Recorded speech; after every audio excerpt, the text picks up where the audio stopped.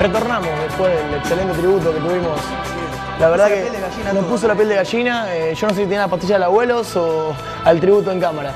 Bueno, inauguramos un nuevo segmento, tenemos una nueva parte del programa. Un invitado de lujo. Un invitado de lujo, la verdad que nos estamos dando... No arrancamos con Chiquita, arrancamos con el intendente de la ciudad. Vamos para arriba, nada seguro. de figuras no conocidas. Pero bueno, me gustaría que comentes de qué se trata. Sí, en realidad es algo distinto o diferente a lo que se acostumbra a hacer con figuras públicas. El tema o el sentido de esta nota es apuntar al lado que está detrás del intendente de la ciudad, a conocer la persona del intendente. Así es. A saber quién es detrás de la figura pública, como estamos diciendo. Y bueno, vamos a dar comienzo, antes que nada, a saludarlo. Muy buenas noches. Buenas noches, gracias por la invitación. No, gracias a usted por haber venido. Bueno, vamos a empezar a ver cómo transcurría la vida de José Freire cuando era chiquito, qué cosas hacía, qué le gustaba, si ya de chiquito ya tenía tenía fijada su posición, a dónde quería llegar. ¿Cómo era su vida?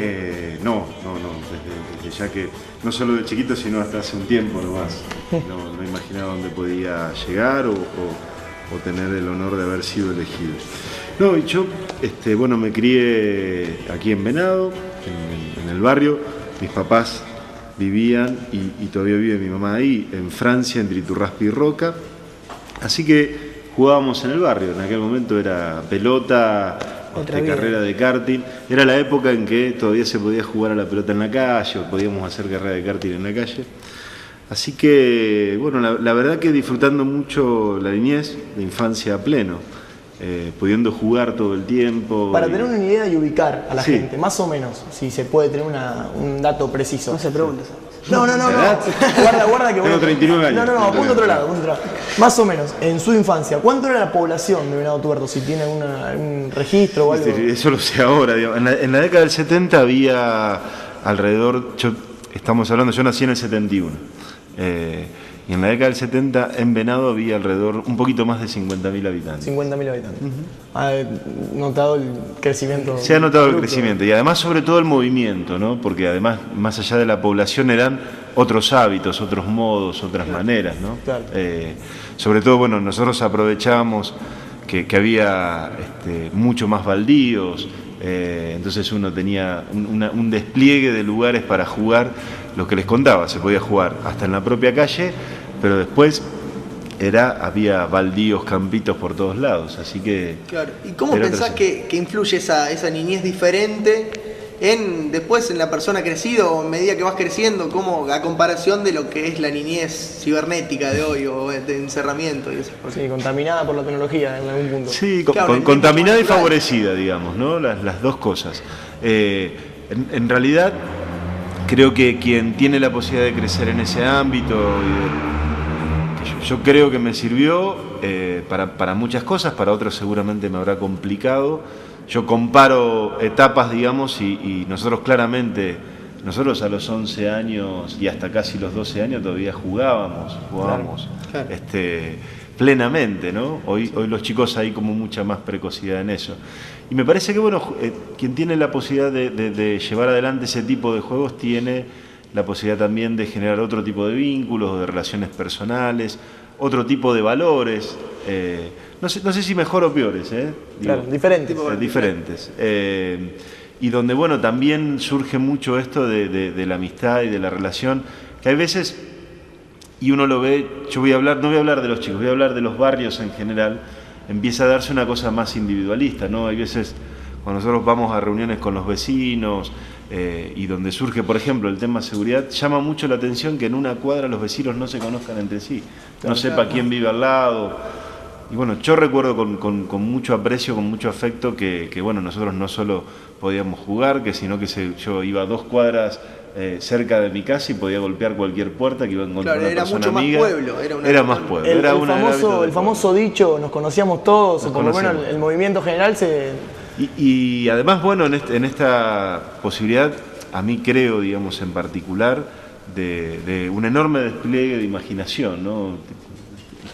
Había que ponerle mucha onda al juego para armarlo, así que un enorme despliegue de imaginación. ¿Cuáles eran los juegos tradicionales o los típicos que se jugaban en esa época? Nosotros jugamos mucho a la pelota, después juegos desde la escondida, desde las carreras de karting que les contaba. Después, yo era alguien que jugaba mucho solo, digamos, con con los soldaditos, con los autitos. Claro. Bueno, y bueno, y era un compulsivo lector Un también, papel de fundamental chico. la creatividad tenía ahí. O sea, uno Absolutamente. tenía que inventar o crear, Absolutamente. imaginar. Una pregunta que me quería hacer yo, porque uno tiene la imaginación de verlo al intendente siempre entre papeles, con la tarea administrativa. Claro. ¿Cómo era José Freire como deportista? Si hiciste algún deporte cuando eras chico, si eras de... No, yo siempre fui un apasionado del fútbol y hasta el día de hoy, digamos, y me gusta ¿Y en el jugarlo parque cuando eso puedo. que elegías vos? ¿Era capitán o te elegían primero o te elegían último? Siempre del montón. No el último, no he tenido esa... como dice Dolina, digamos, esa es una regla del lugar Claro, que ocupás el en el lugar que grupo ocupamos. Exactamente. fatal. Somos varios, igual acá, no te sientas mal que somos varios que nos elegían último. No. Y hay algunos que todavía siguen insistiendo. ahí ¿no? sí hay Algunos un que todavía montón, siguen fracasando, pero bueno, pero a eso yo quería llegar. patadura, digamos, ¿no? Claro. Entusiasta, muy entusiasta. eso Era, lo era, reconozco. era el chico que la pisaba o el chico que No. le pegaba para arriba y No, esperaba que vuelva.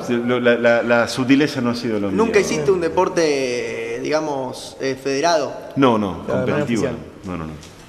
Ajá. Y una pregunta que ya le pregunto, es una pregunta que me gustaría a mí hacerla, digamos, dentro del contexto de la nota de etapa, pero al psicólogo o al hombre teórico de este tema. ¿Cuánto crees que influye en un chico, más en un chico en un pueblo con esta dinámica que vos marcabas, el haber hecho un deporte? ¿Más precisamente un deporte colectivo o un deporte individual? El deporte es clave, para mí es clave, digo, es una de las herramientas más, así como el aprovechamiento de la buena tecnología, así como las oportunidades que se le puede dar a los chicos de que tengan la posibilidad de jugar y jugar en ámbitos de socialización, no en ámbitos cerrados, digamos, o donde tiende a juegos individualistas. El deporte es clave porque para mí enseña y genera, primero lo que hablábamos hace un ratito, muchos vínculos, Claro. este tema de los amigos, del compañerismo, del bancarse mutuamente, del ayudarse mutuamente. Y segundo porque es un ámbito que claramente sirve como una formación de valores, sirve además desde ya que el hábito sano de poder practicar un deporte sano físicamente y psíquicamente, ¿no? Además.